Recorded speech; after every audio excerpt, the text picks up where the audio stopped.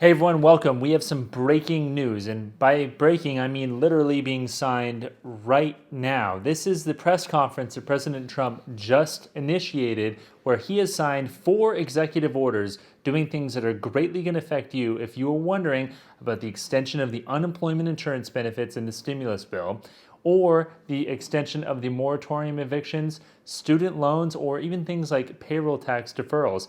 He actually signed 4 executive orders, and he's signing them right now, actually authorizing all 4 of those things. I'm going to be breaking that down in this video for you here. So my name is Kevin Conway. I make personal finance videos and stimulus news update videos all the time. So if you want to stay informed, be sure to subscribe to the channel, give a like to this video, share it with whoever you think it might benefit, and now let's just get right into it. So like I said, this is breaking news, as in happening right this very second. Right now, President Trump is signing 4 executive orders. I'm going to be going through them in detail right now. First things first, if you were wondering whether or not the unemployment insurance extension, that boost of $600 per week, was going to happen, because remember, it expired on July 31st, and you are wondering, is that actually going to be reauthorized? Well, the answer is Congress. They failed to do it this week, and President Trump has very controversially actually signed an executive order extending the unemployment insurance benefits. Now, the question was, is it going to be $600 per week, $200 per week? What amount is it? And the answer here, right now, as we just found out, is $400 per week of extended unemployment insurance benefits. Remember, this $400 per week is on top of whatever your state benefit is. So you can actually be taking home an additional more than $1,600 on top of whatever your state unemployment benefits are. Now, why was $400 chosen to be the amount of extension? President Trump just said that the reason is because while it will help a lot of people to have that additional boost, the Republicans wanted to create an incentive to go back to work, and therefore they didn't actually want to extend that $600 per week of unemployment insurance. Now, very interestingly, where is this money coming from? Because the executive part of the government, the part President Trump controls, doesn't actually have any funds to actually go and spend on this. They need authorization from Congress to do so. Now, very interestingly and very controversially, President Trump has actually said, look, there's leftover money from the HEREOS Act that was given to states. States can go ahead and use that to actually forward this additional benefit. President Trump has said there's significant money that has been unspent, and 75% of the cost of that additional $400 per week is going to come directly from that unspent money that the federal government currently has that was authorized in the HEREOS Act, and the additional 25% will come from states. How long is this going to go for? Well, it looks like it's going to be extended until the end of the year. That is past the election, and that's no coincidence why President Trump wanted that to occur. He wants to be seen as having done something about this unemployment insurance situation, and therefore get in the minds of voters when it comes to November. Now, what's really interesting is that I'm an attorney, and I've read this, I've read many legal opinions, and it's pretty clear that this seems to be, at the very least, politically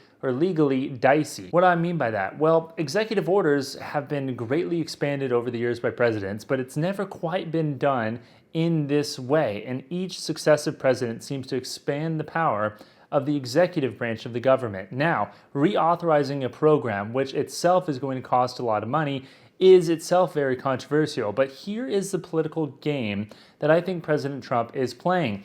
He actually is going to sign this executive order. He just did. It's going to reauthorize this unemployment insurance. It's going to be politically popular to do. And if the Democrats sue in order to stop this executive order for pushing forward this legislation, the Democrats are going to be perceived, at least this is thought, to be the ones obstructing the unemployment insurance extension. The Democrats are going to be viewed in a negative light because they're going to be seen as those individuals who didn't actually want to extend unemployment insurance. Now, whether or not that's fair, that's an entirely different decision, but that's the calculus here. It may be, legally dicey to do, but it's probably politically smart to do. And in any event, the net effect is that we have some certainty that unemployment insurance is going to be extended at $400 per week. Now, moving on to the other executive orders, which were just signed into law. The most interesting, in my opinion, is the payroll tax suspension. And this is because if you currently have a job the payroll tax suspension could give you a boost of 7.5% on your paycheck. Now, this payroll tax suspension is legally more on solid footing for the president. And the reason is because you can actually suspend the payroll tax using the same legal framework as suspending the collection of income taxes that we just had earlier this year. Now, here's the nitty-gritty of the details of the payroll tax suspension. Your employer, which contributes about 7.5% of that payroll tax, and you, who contribute that 7.5% of payroll tax, are not both going to be able to defer that payroll tax. According to what President Trump just said in his press conference, and again, we're going to have more details in the future, so you want to be able to subscribe so you stay informed. It looks like the employers are going to be the ones who are able to actually stop contributing for that payroll tax and pass along, if they so choose, that additional benefit to their employees. Now, here's the wrinkle. It's actually going to be a suspension of paying it. They still have to pay it by the end of the year, but President Trump actually said they're going to do this suspension all the way until November 3rd.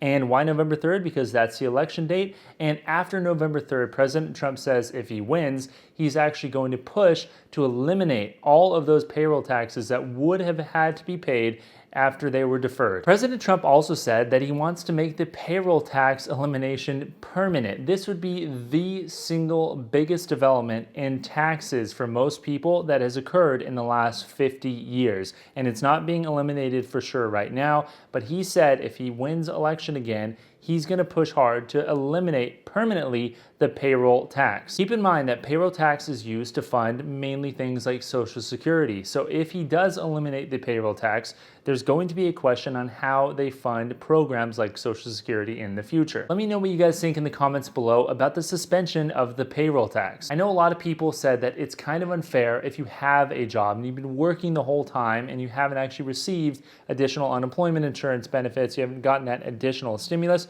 Well, this is one way, theoretically, that you can actually see real money in your pocket. For example, if your paycheck is $2,000 every 2 weeks, that additional 7%, well, that's going to be a pretty good deal of money, around $140 in additional income in your pocket that you could receive. And there also are a little bit of quirks that need to be worked out. For example, a lot of payroll processors said that they can't actually go ahead and redo the payroll system with efficiency in the next few weeks. But what they might be able to do is adjust your tax withholding to make it net the same. But again, that's esoteric. The point is your paychecks could theoretically be increased because of this new signed legislation. And this will be retroactive to August 1st, but limited to those employees making $100,000 per year or less. Number 3 is student loan relief. If you have a federally backed student loan, your interest rate is already 0%. That just occurred this year, and it was set to expire on September 30th, where you'd have to begin making payments again, and the interest would begin to accrue again. Well, according to this executive order, President Trump has actually pushed that deadline to the end of the year. And number 4, the 4th executive order that was signed is an extension of the eviction moratorium. So if you were part of that group of people that was protected via the eviction moratorium signed into law via the HEREOS Act, well, the eviction moratorium is now extended through, again, the end of the year. President Trump did make a comment in his press conference saying that they want to actually provide financial assistance to those who are renters and homeowners, but he didn't actually lay out any details on that matter. He did say that the extension of the eviction moratorium would be pushed until the end of the year. Now, what does this mean for the continuation and the arguments between the Republicans and the Democrats in Congress? Well, President Trump said that he hopes that they could still make a deal, but for now, those key pieces are still going to be moving forward.